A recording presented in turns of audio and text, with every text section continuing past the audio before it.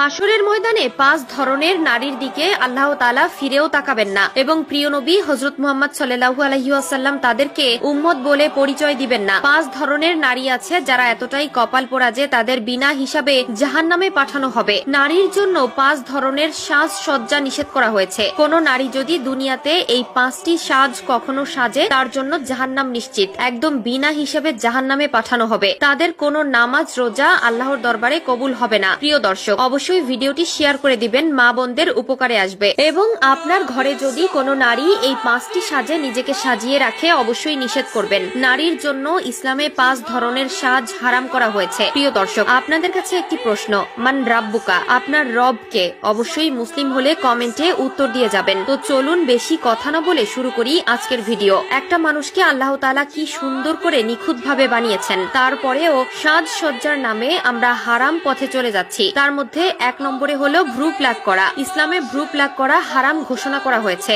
শুধু তাই নয়, আধুনিক বিজ্ঞান বলেছে যারা ভ্রু প্লাক করে তাদের মৃত্যুর ঝুঁকি থাকে, এমনকি অন্ধ হয়ে যাওয়ারও আশঙ্কা রয়েছে। আল্লাহ তাআলা প্রত্যেকটি মানুষকে পছন্দ করে বানিয়েছেন, এরপরেও এমন কিছু মানুষ আছে যারা আল্লাহর পছন্দকে তোয়াক্কা না করে তারা নিজেদের মডার্ন বানানোর জন্য হারাম পথ অবলম্বন করে। 2 নম্বরে যেই সাজের জন্য নিষেধ করা হয়েছে তা হলো মাথার চুল উঁচু করে বাঁধা। প্রিয় দর্শক, অনেক মা বোনেরা আছেন যারা মাথার চুল সবসময় উটের কুজের মতন উঁচু করে বাঁধেন। ইসলাম এই ধরনের নারীকে সমর্থন করে না। মাথার চুল উঁচু করে বাঁধা থেকে বিরত থাকবেন। 3 নম্বরে পারফিউম ব্যবহার করা।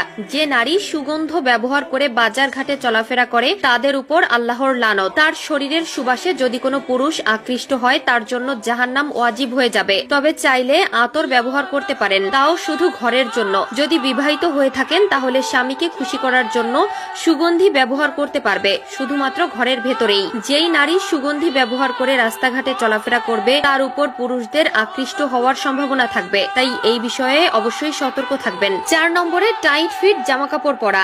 আপনি যদি পর্দাও করেন সেটি ঢিলা ঢালা পড়তে হবে। আপনার পর্দার দ্বারা যদি আপনার সৌন্দর্য দেখা যায় সেই পর্দা আপনার জন্য হারাম। পর্দা করা মূলত আপনার সৌন্দর্যকে গোপন রাখা।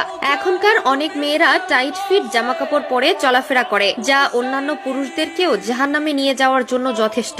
একটা নারীকে যদি একদিনের জন্য পুরুষের চোখ দান করা হতো এবং সে যদি একটি পুরুষের দৃষ্টি থেকে একটি মেয়েকে দেখত তাহলে পরবর্তীতে সে তওবা করে নিজেকে লোহা দিয়ে মুড়িয়ে নিত। 5 নম্বরে বেপর্দা চলাফেরা করা। যে নারী বেপর্দায় চলাফেরা করে তার জন্য জাহান্নাম ওয়াজিব হয়ে যাবে এবং জান্নাত হারাম হয়ে যাবে। একটি নারী পর্দায় চলাফেরা করা মানে নিজেকে দুনিয়াবি ফিতনা থেকে রক্ষা করা, পুরুষদের দৃষ্টিকে সংযত করা এবং নিজের ঈমানকে ঠিক রাখা। কোন নারী যদি দুনিয়াতে এই 5টি সাজ কখনো সাজে তার জন্য জাহান্নাম নিশ্চিত, একদম বিনা হিসাবে জাহান্নামে পাঠানো হবে। তাদের কোনো নামাজ রোজা আল্লাহর দরবারে কবুল হবে না। এই 5টি কাজ যদি কোনো নারী মেনে চলতে পারে আশা করা যায় তার জীবন সুন্দর হবে।